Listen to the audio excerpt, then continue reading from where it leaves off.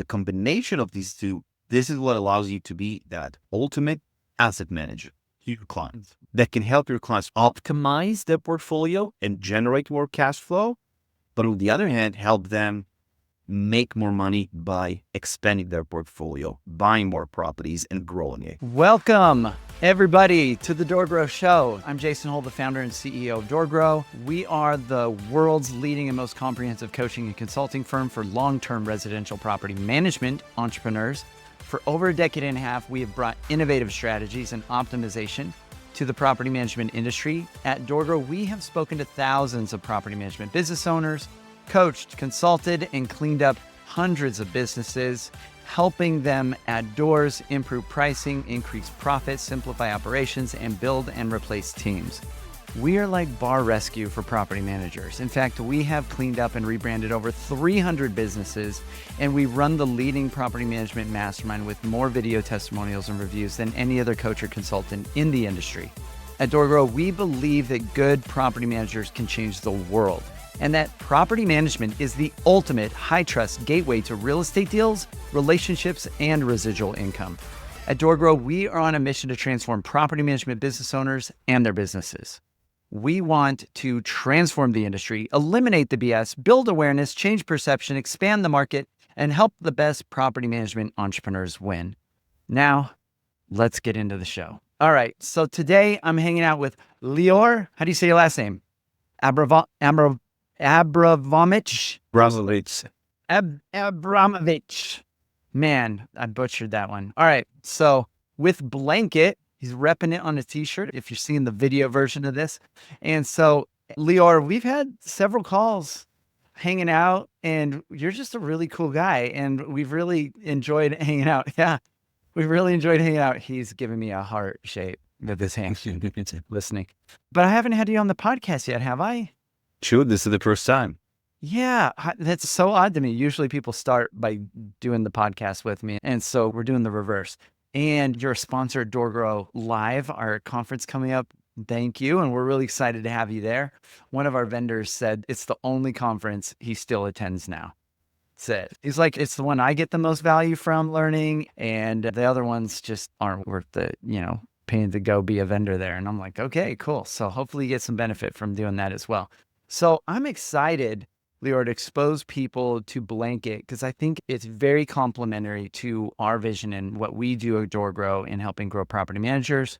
And I would call it like a client retention platform, but maybe you would describe differently. But before we get into that, why don't we give some background on you, and why don't you tell everybody how you kind of got into entrepreneurism, then got into property management, and give us some backstory. We need the origin story of Lior. Will do. I'll try to make it exciting and interesting. Okay. I started from real estate. I didn't start from the tech side or from, the startup world. I started as an investor. I bought my first rental property in Atlanta, Georgia, when I was about 18 years old. So started quite early with a lot of inspiration from my mom, which is my role model in life for pretty much everything. And at that point in time, I actually was doing that investment from Israel, thousands of miles away. This is where I was born and raised. I actually moved here to the States just about exactly a year ago. Moved to Miami, Florida, after just, living on the line, flying back and forth almost every month for multiple years. But in that first stage of like my, real estate, I would say, career, at that point, I've also started my active duty service of the Israeli Navy. So I'm a graduate of the Israeli Naval Academy, then served for almost 9 years as a naval commander, commanding hundreds of soldiers, officers, and combat soldiers in quite intense and interesting situations, I would say. That's a whole topic that we could talk about for hours in another podcast. Yeah, interesting. I didn't know that about you. That was quite an intense 9 years and definitely shaped me as a person and as an entrepreneur as well. Most of what I know, most of what I do, most of what I act upon is pretty much majority, of what I learned and implemented in myself as a person, in my qualities, in my values, in my worldviews through that time in the Navy. And, before that step of buying that first rental property, it's not like it came from out of nowhere. Probably I started, as most of our listeners today, by reading the book Rich Dad Poor Dad by Robert Okay. Kiyosaki when I was about 13 years old. Again, my mom gave me that as a birthday gift at 13 years old. And to me, it was fascinating, this whole concept that you can, like make money from like a property that you actually took the money from the bank to pay for it, and it pays for itself and it makes some extra money. So this whole like very, conceptualized plan was very interesting to me.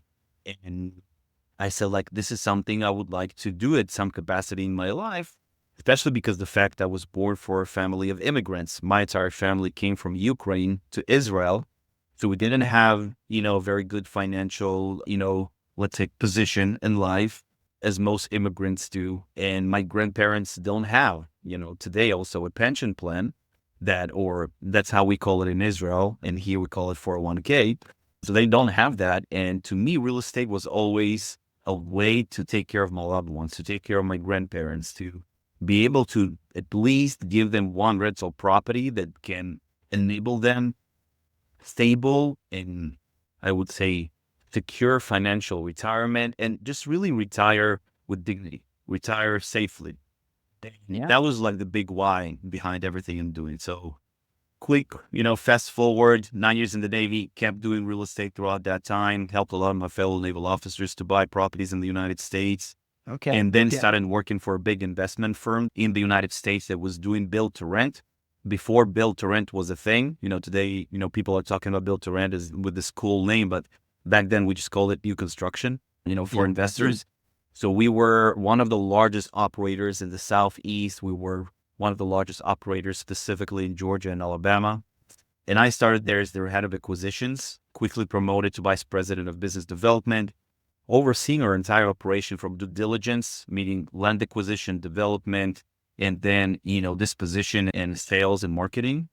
So really had the opportunity to experience every part of the value chain of real estate investments from start to finish, seeing all the good, seeing all the bad. I had, contractors that went bankrupt in the middle of a 300 property community, and I had very good stories as well.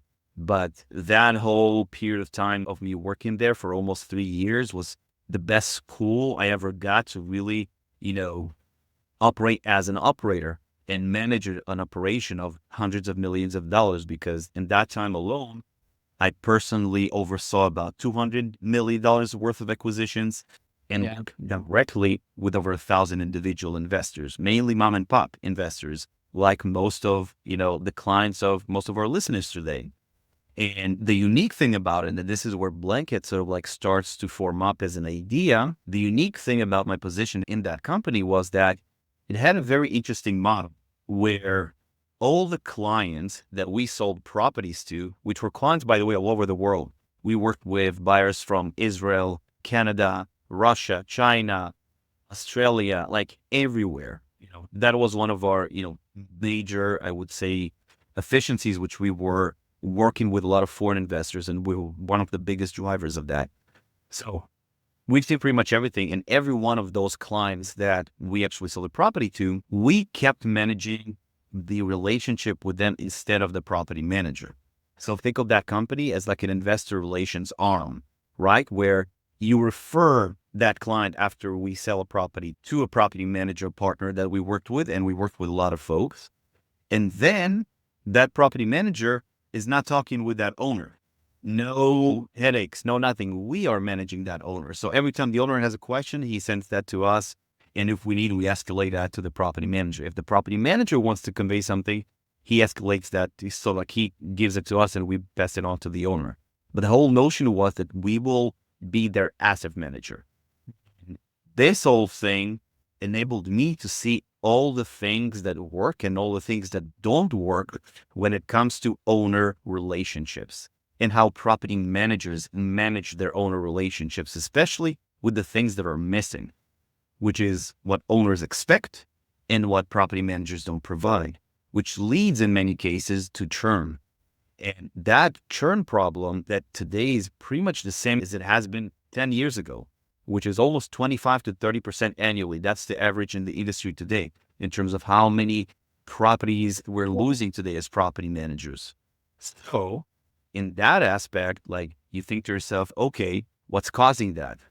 And that was the question that always led me to ask all my property management partners, why are you losing so many clients? Like, we know we're doing an awesome job as your asset manager and, but like, why is this a big problem in your business today?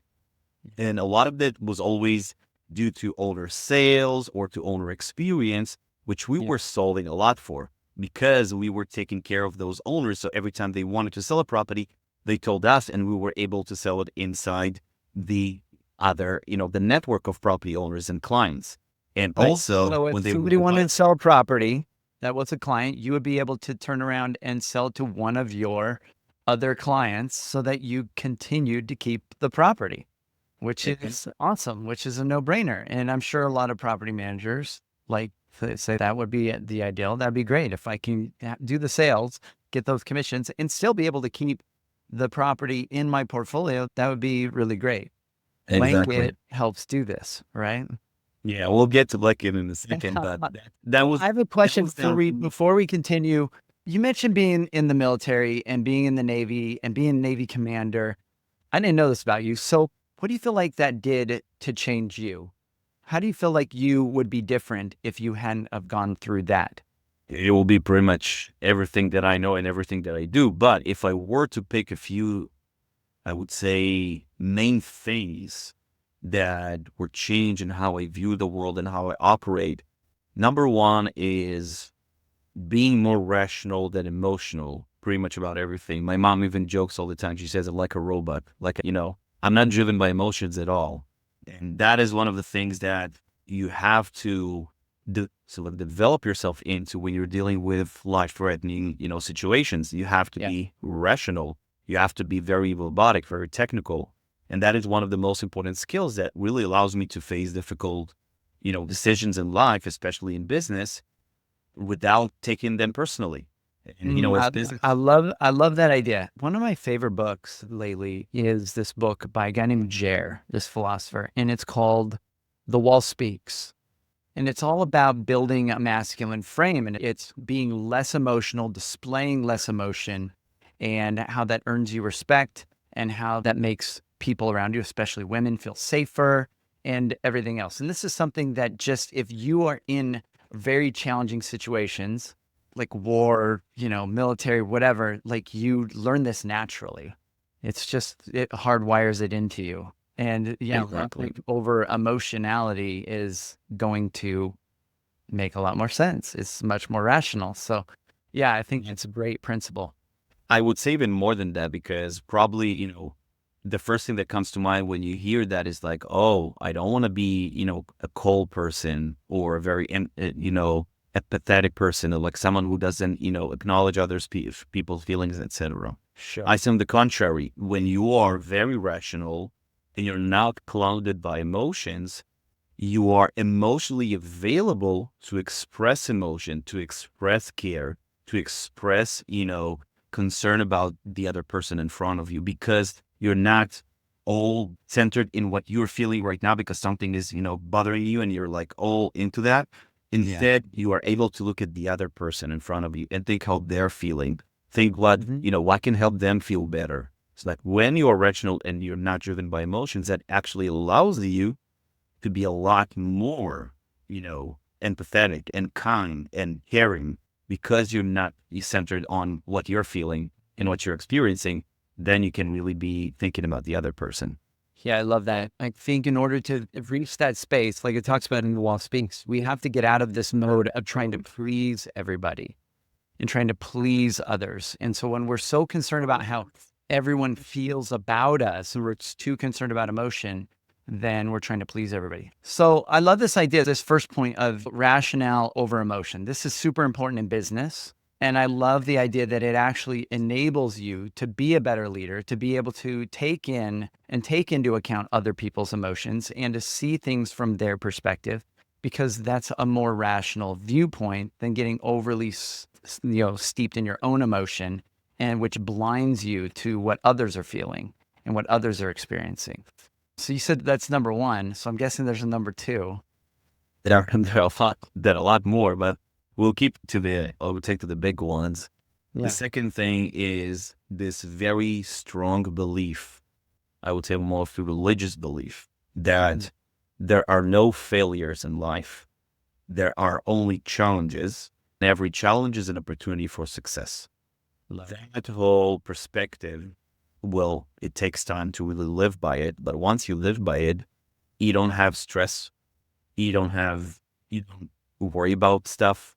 On the contrary, you're getting excited about things that don't work. You're getting excited about, things that you would normally call failures because you're excited about what's on the other end of that. What's the lesson to be learned and what's the improvement that you're going to bring? So instead of being concerned about this thing right now that it's not working, you're excited positively about what is going to happen after that because it's going to make you better. It's going to make your business better. So like this whole notion of understanding that at the end of every problem, challenge, failure that some people might call, on the other side of that, there's always a good side. Like think of it as like a coin, right? Like that's how I try to see, failures in life. On one side, you see the failure, as people would call it. But on the other side is the lesson. And every failure has that lesson. So why be so focused on the failure if you can be focused on the lesson that you're going to learn even before you even know it? But there will be something there. You will be better. Your business will be better. So let's get excited about that. Yeah. I love this idea so much. I often say I either win or I learn. Exactly. The only way you lose is if you quit or you give up. That's it. So I either win or I learn. And I love this idea that, after every struggle or failure or uncomfortable emotional experience or challenging, thing in life, if we don't learn from it, then it's just trauma. It's just a problem. But if you learn from it, it becomes the bricks by which you build your character, by which you build a whole new life and a whole new self-image. And if you learn from it, you're destined to not repeat it as well, which is nice. So you learn the lesson. Exactly. And I think, God and the universe keeps giving us the same lessons over and over again, maybe in stronger and stronger fashion until we finally learn the lesson. And I think going along with these 2 points, which relates heavily, is being open and willing to take feedback from others. And so one of the things that I've realized is that feedback, a lot of people think is painful and it can be really uncomfortable. But I've noticed that when I go to my mentors and I'm open and vulnerable to getting feedback, sometimes, it can cut pretty deeply, but it's good medicine. And that's where I have the most growth in learning. And so I've learned to actually love and enjoy the discomfort of feedback. And so I seek it now. Then I'm collapsing time on my learning and I'm experiencing the discomfort in that. But I know that there's benefits to that because now I can see something that I was blind to, or I'm experiencing something that I didn't realize. The reason I hire these mentors is because they're at a vantage point in some sort of area that they're ahead of me. And so being willing to get feedback takes somebody that's willing to be really rational, and it takes somebody that's willing to see that there's no failure. You're not bad, sick, and wrong because somebody pointed out something that you're doing that's bad, sick, and wrong. Like that means now you have an opportunity to change or improve, which is good news. It's like the best news ever. Yeah, love this. 100%. That's why One you more? and I have just been through enough shit to learn some lessons. So Hell yeah. cool. Do you have a third one for us? Yeah, let's do a quick one. Leading by example Okay. is number one. And I'll actually give us a quick story here just to explain how powerful that is. And I think that's also really important for, all of our listeners, for property managers, because in my first assignment in the Navy as a commander, I was assigned as a chief engineer, meaning I was in charge of the mechanics department.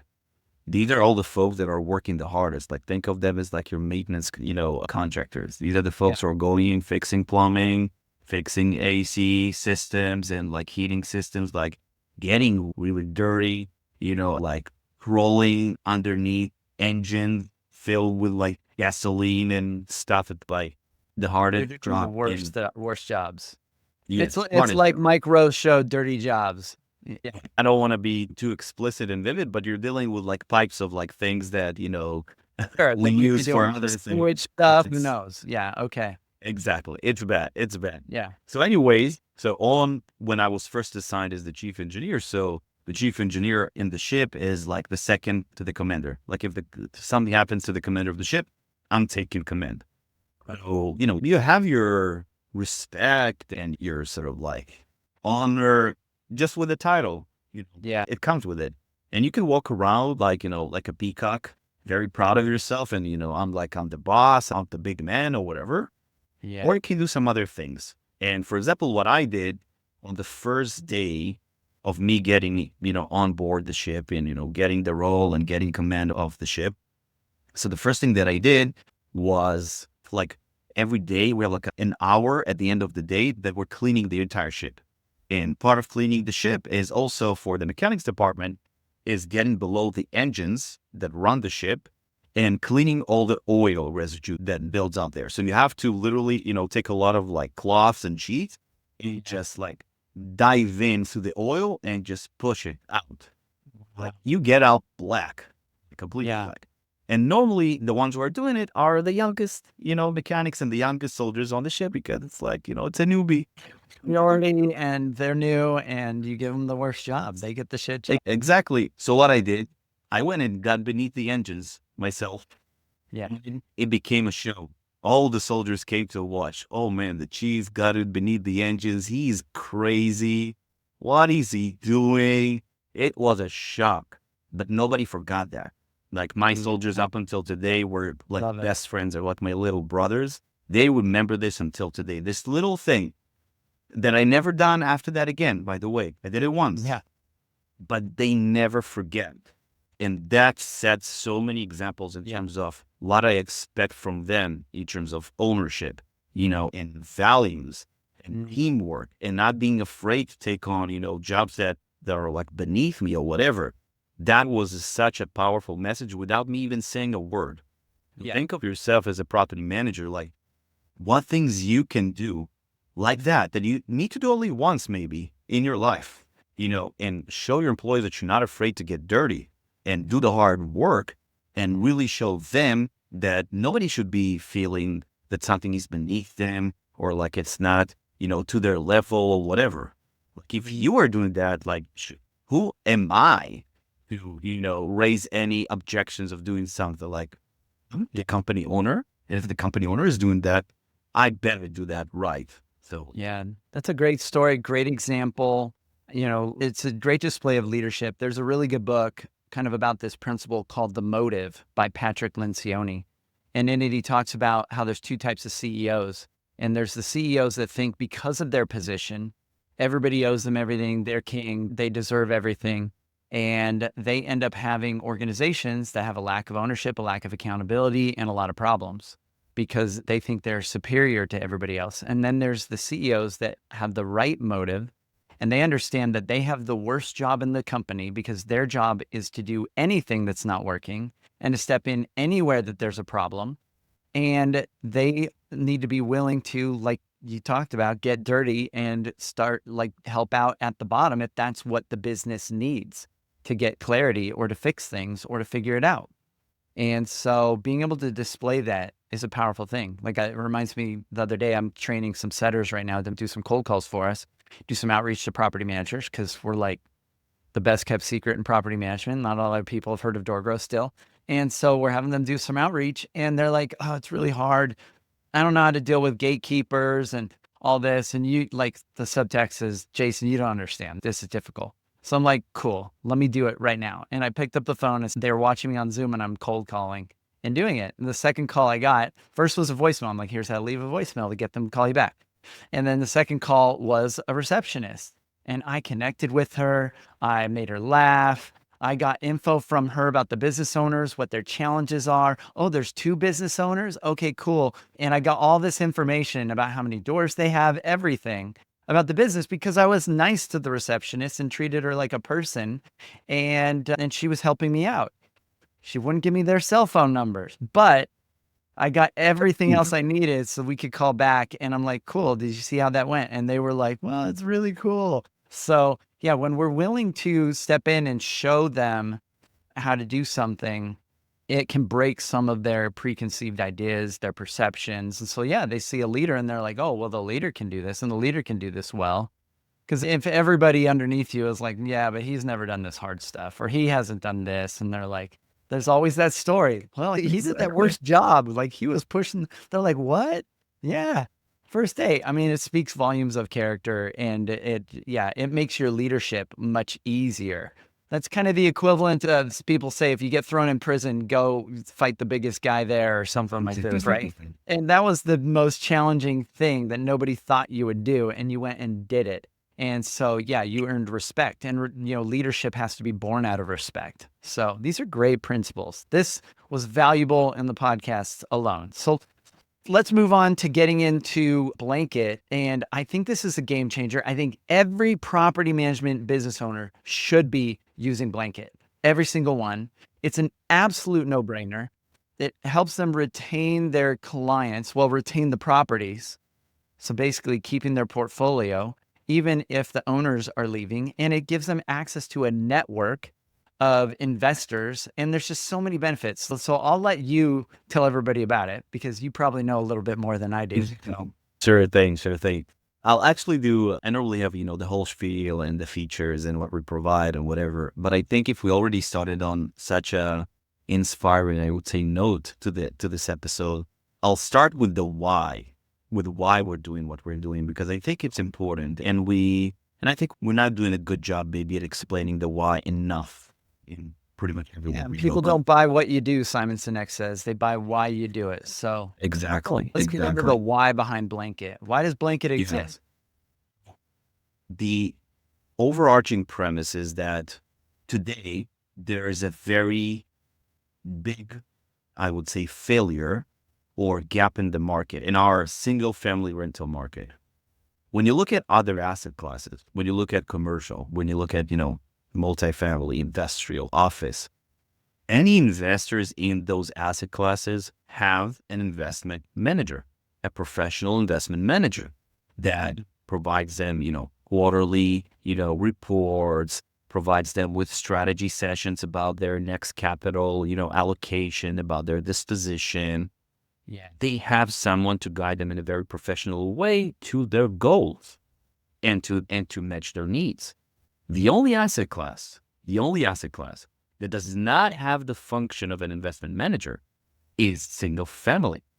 And that's especially the asset class that needs it the most, because 99% of all single family rental owners are mom and pop investors. Institutional players own roughly, depending on which source you're reading, but roughly between 1% to 2% of all the single-family rental properties across the country. The most is owned by mom and pop investors, the people who need that guidance the most, and they don't have that, which is why they're making mistakes, which is why they have maybe sometimes, and I bet all the listeners can agree, some unrealistic expectations of what a property manager should do.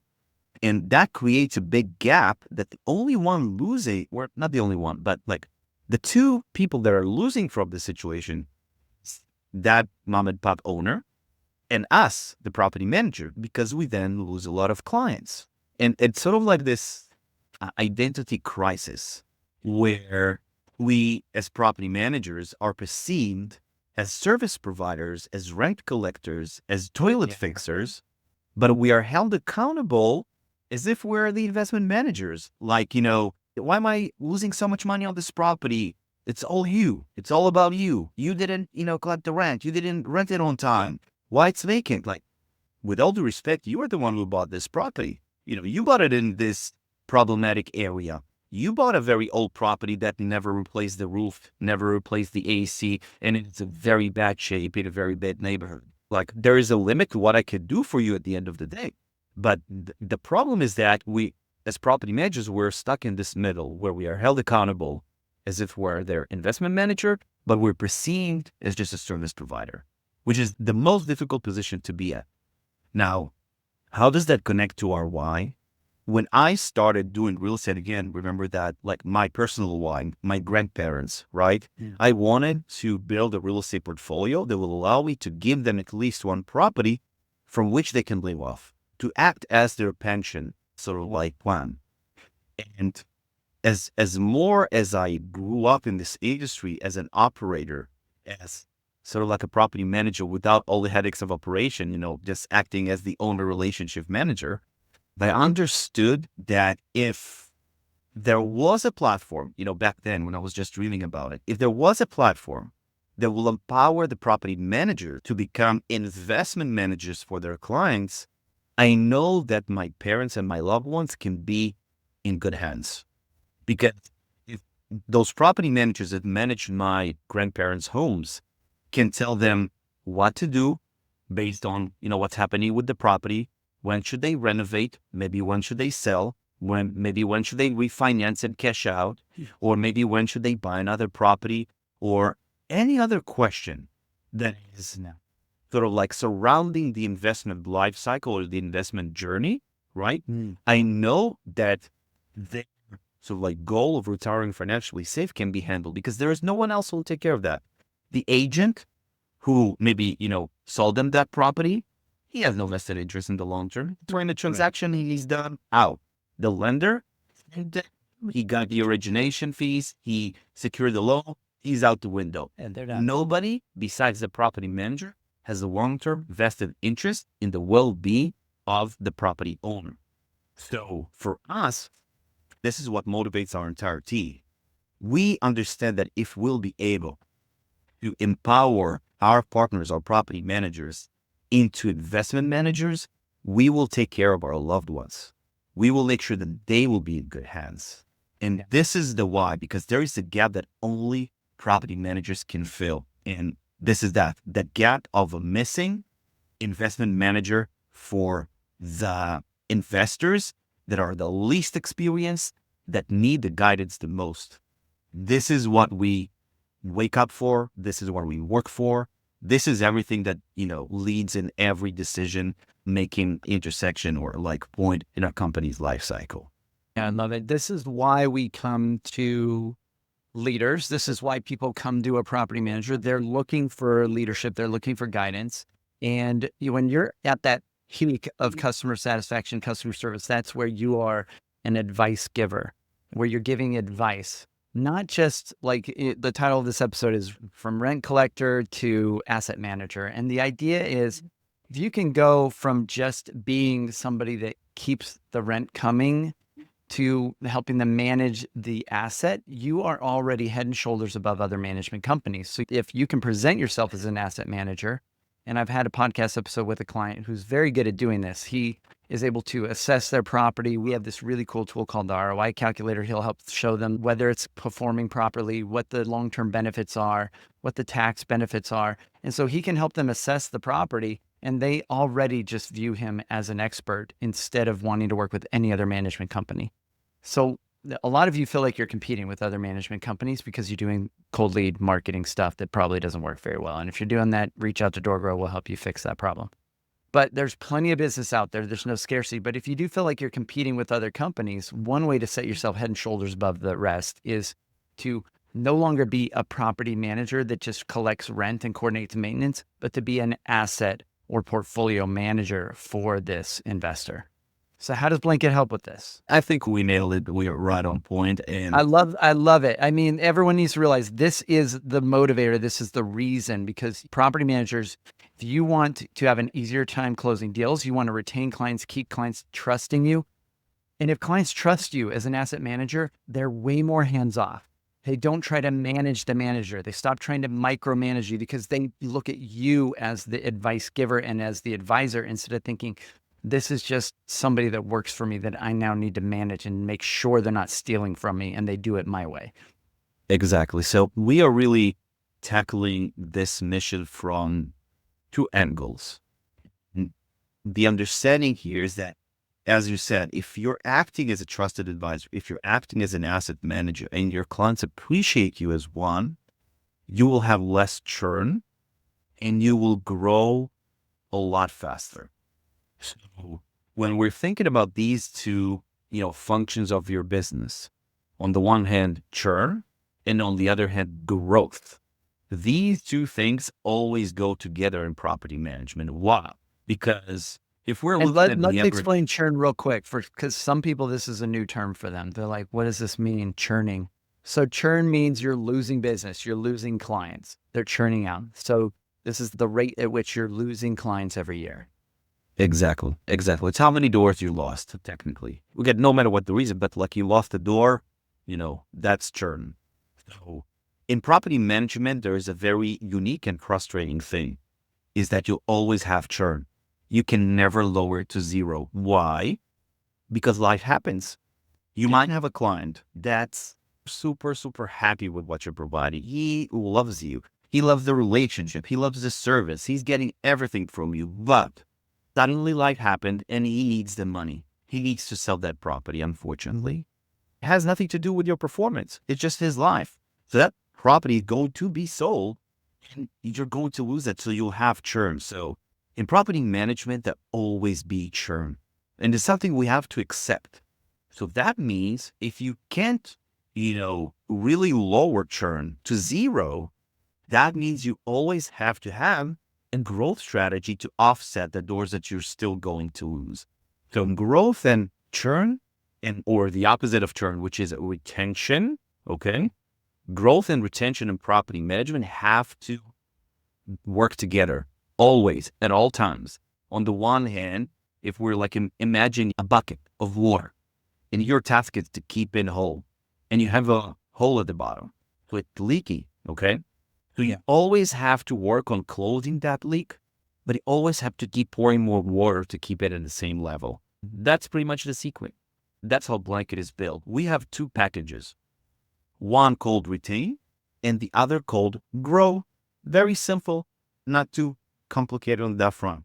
And each one has various features and various products to help you achieve that goal. So for example, and by the way, the combination of these two, this is what allows you to be that ultimate asset manager to your clients, right? That can help your clients, first of all, optimize their portfolio and generate more cash flow. And forget about a lot of headaches that come with property investing. But on the other hand, help them make more money by expanding their portfolio, buying more properties and growing it. The combination of these two packages, that's what helps you what helps you be an ultimate asset manager. Now, what do each one of those packages do? So the Retain package gives your clients a branded investor dashboard. So it has your logo, it has your face, nobody knows who Blanket is.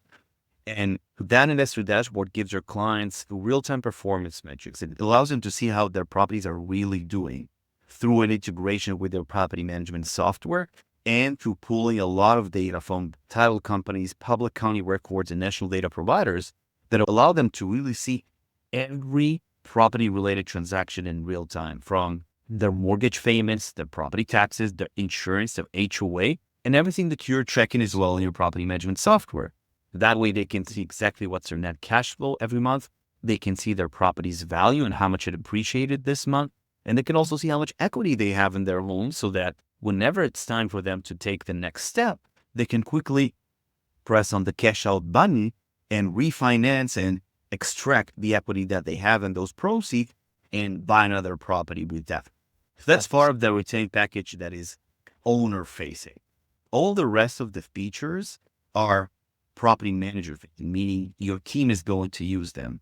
But one thing I forgot to mention on that front, on the sort of like investor dashboard that your clients are getting, we also are doing what we call white label email communications. So remember that story of me handling owner communications for property managers? This is where it comes from. And the understanding that your clients are used to a very bad sort of like foundation of communication, which is I'm either getting an email about me having to pay for something I need to fix right now, and you're asking, my money, or I'm getting an email with the owner statement with that accounting view that I can't really understand, and I'm getting just more confused instead of actually getting value from it. Plus, it never shows me the full picture because it only shows me, the fees that you're charging, maintenance, and like the rent. I don't see exactly how my property is doing. So it's really not a value. So like this is the foundation of the relationship. So if you're not providing your clients with additional positive touch points, how can they appreciate what you're doing for them? Because that's what they get. It's like, it's very the energetic, I would say, frequency of from all these emails and touch points getting to them is negative. Like that's what they get. So what we're also doing, we're doing white label email communications as well. Again, it's your logo, it's your profile, it's your name that sends them, for example, a monthly report or update on how much their property is appreciated in value. It sends them, some like tips on how to utilize the platform and how to really be on top of things and always be in control of how your properties are really doing.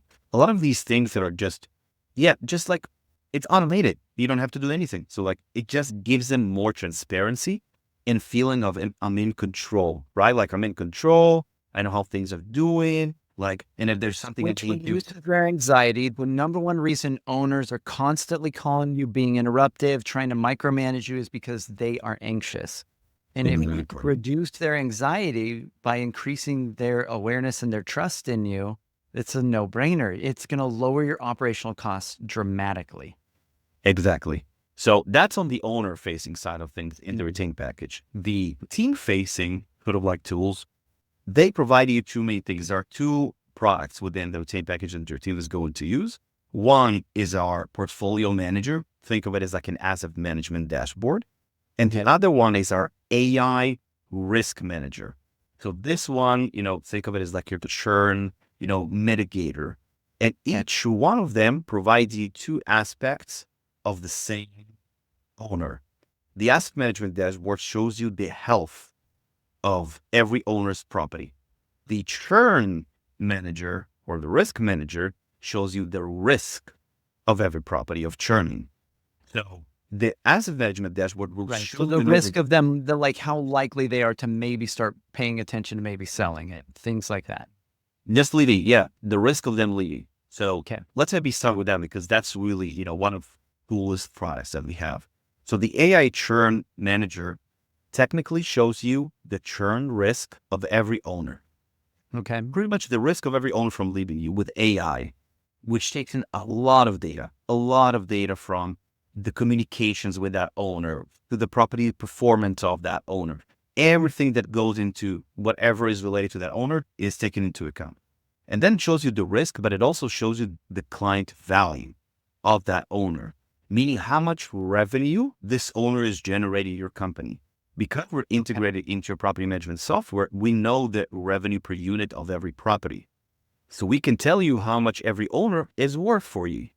So the combination of these two elements of the churn risk and the client value can really give you the ability to prioritize on who you are going to focus on first. And then you can really focus on the ones who are at high risk and high value. And now, what are you going to do next? Next, what that AI retention manager does for you is it also tells you exactly what to do to retain this owner. For example, let's say you have an owner that has a property that's currently undergoing a renovation, and he also has a mortgage in place. So he's losing money every month. He's stressed. He might be thinking to himself, when did I get into this whole thing? And, I'm just losing money. I'm taking money out of my pocket every month. It's painful.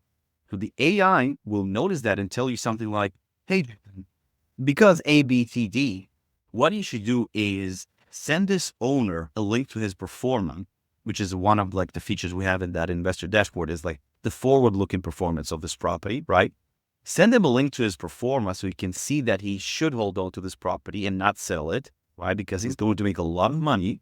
And waive 2 months of management fees.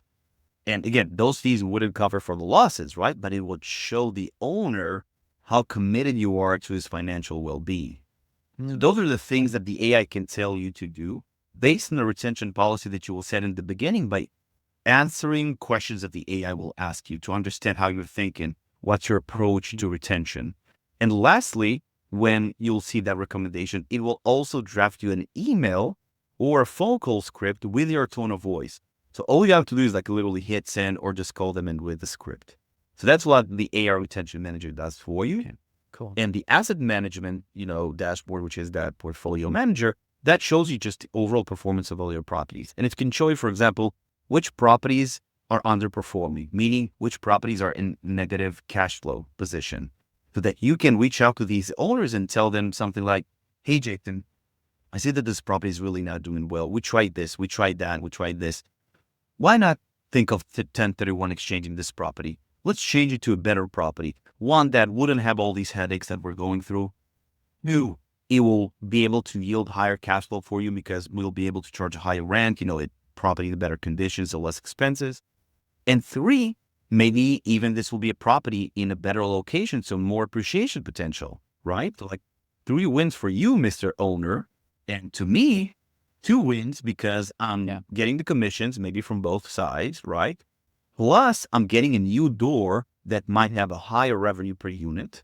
Or maybe there's enough Or just equity a in the lower property. operational cost. Yeah, just easier to deal with. So like It's a win. maybe you could convert all the shitty properties in your portfolio into easier properties to deal with.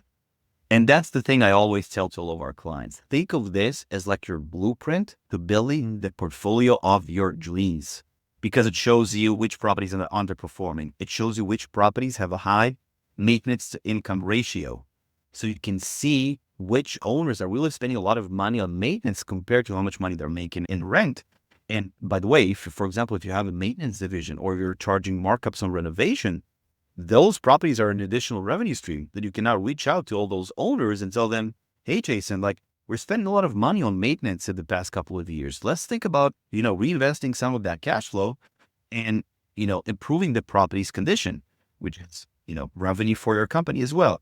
So then what that, asset management dashboard allows you to do is to see which properties are performing well, which properties are performing, bad. And for those that are performing well, you'll see things like, which owners have a lot of equity trapped in their home, so that maybe when the interest rates go down a little, you can reach out to them and say, Jason, like, look at this. Remember you said you want to build, to grow your portfolio. Interest rates have gone down right now, and you have like $300,000 in equity. Let's step into that equity, refinance, take the proceeds, and buy another property in our area, which we have access to a lot of off-market inventory here, which leads us to the growth package now. So that's the routine. Into that grow pack. I'll run through it quickly. I want all of my clients listening to this to be using Blanket. Like they all should be. This just is an absolute no-brainer. Yeah, we definitely, by the way, it's not like I want to also give a shout out to all of our clients and all the folks that were with us from the start. It's not like we're, so smart and we had the solution for everything. This is a lot of hard work and sweat by listening to all of our clients' feedback and what they need, the solutions to their like day-to-day problems, needs that they always experience that just never have the opportunity to really do it at scale, right? So back to the grow package. So that was the rotate package, just as a summary. 2 owner-facing, propositions, which is the investor dashboard and the branded owner communications, and 2 propositions for your team, which is the asset management dashboard and the AI retention manager. On the grow package, we also have 2 owner-facing tools. One is the investment property marketplace, which is also white label with your logo. And this marketplace technically shows all your clients because it's closed only to your clients or anybody you invite to it. And we'll cover that in a second. But your clients who are in that marketplace see all the properties, all the off-market properties that are for sale in your area. So that way, whenever they decide to buy another property, that will be a property that you're going to manage for them. The marketplace acts as like this, main tool for number one, capturing owners who want to sell. Remember what we started? We want to capture the owners who are selling so we can at least, get that commission, or better, get that commission and sell it to one of our other clients and retain the management of that unit. But it also allows your clients to buy more properties. You're probably asking, okay, where do those properties come from? So we source inventory on a national level from the largest wholesalers, turnkey providers, home builders, for sale by owner fees, anything that's off market, we are pretty much sourcing it across the country.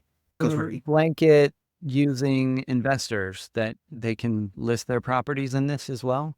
So your clients, whenever they list their property, they will be at the top. They are what we call the exclusive properties category. So they're at the top. We are pushing them always front, face, and center. They're the first one for all your other clients to see, to increase the chances of them buying that from your clients and retaining the management of the unit. So all those properties that we have are all off market. Then this allows you not only to give it to your clients, but you can also invite anybody you want to it. So maybe you have a list of leads that you bought in the past, some cold leads or whatever. Or maybe you have friends and family that are interested in buying a property and working with you. Or maybe you're going to like a bigger pockets, meetup or conference or with investors or whatever. They're always on the hunt for off-market properties. So what you can do, you can invite them to the marketplace as a prospect, so like as a visitor. And once you invite them and they log in, it appears as a prospect lead that you can then call them and say, hey, Jason, just saw you log into our marketplace. Hope that you liked it. By the way, if you have other properties in our area, I would love to send you some, special friend, discount for our property management services. And now you have a different conversation that is based on, what your brand can offer them. So that's the marketplace. And as you can see, the marketplace, technically what it does, it generates you leads, buyer leads, seller leads, prospect leads, etc. And what we provide is also like a CRM feature that allows you just to keep track of all those leads, engage with them, or integrate with your existing CRM. So folks might be using different systems. We can integrate and push all those leads to your system. And lastly, the last feature that is also used by your team, by your BDN, or by yourself if you're starting out, is what we call our referral management system. So this system takes in all the agents in your area and pulls in information about them from the MLS and many other sources and shows you for every agent in your market how many transactions they sold in the past few years, how many years in business, what's the average price of the properties they're selling, their contact details, their website, everything you need to actually start increasing or expanding your referral network that you have already in Blanket. So what do you do then? You could start reaching out to them, sending them emails from the Blanket system. And whenever they respond, you get on a call, you offer them, to partner up and pay them referral fees for any client they're sending. And then you're giving them also a user in the system. And that's one of the interesting things. Today, agents are struggling, especially buyer's agents, which are normally, the younger ones in every brokerage, because the listing agents are normally the brokers and the most experienced ones. So like buyer's agents are having a hard time today with interest rates and with everything that's happening. So you cannot position yourself as their exclusive off-market inventory partner, which they can leverage to be winning with their potential clients. So that way, whenever you invite them as a partner, you're giving them access to off-market inventory that they can't find anywhere else. And that way, whenever they bring on clients, they're sending them through the system and with a click of a button directly to you. You get those leads, they get paid through the system with that referral fee that you've set and agreed to with them, whether it's $500, $250, whatever. And the cool thing about it is that it has also automated updates to the agent every time one of the referrals inquire about a property they want to buy or to sell, assuming you promise them, to return that lead back to them when it's selling. So that way you're making them happy, those referrals are happy, and you're able to really grow, your referral network with everything within your ecosystem and be that center of the ecosystem, be that asset manager. So that's the goal back into you. That's super awesome. So cool. Blanket sounds like an awesome tool. You've shown it to me. I think it's really a brilliant idea.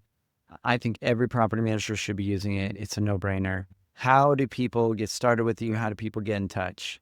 So you can either visit our website, blankethomes.com, and just schedule a quick, 15-minute discovery call, just listen to what we can offer so we wouldn't waste your time and just understand if it's the right thing for you.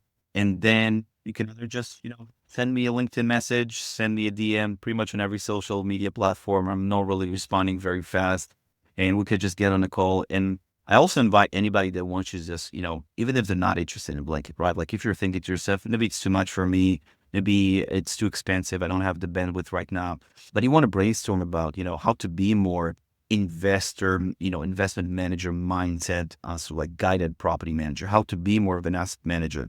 This is my passion. This is what I've been doing my entire life. Like, if you want to just brainstorm, shoot me a message. Like, I can talk about this for hours. So, I'll be happy to help anybody that needs that. Even if you're not a Blanket client, again, you don't have to be a partner of ours to really just, get inspired and, learn from other people's mistakes. And we've done quite a few. Awesome. Lior, thanks for being a guest here on the DoorGrow Show podcast. Appreciate you hanging out with us. So if you are watching this and you felt stuck or stagnant and want to take your property management business to the next level, reach out to us at DoorGrow. Also, join our free Facebook community. It's just for property management business owners at doorgrowclub.com. And if you found this even a little bit helpful, don't forget to subscribe and leave us a review. We'd really appreciate it.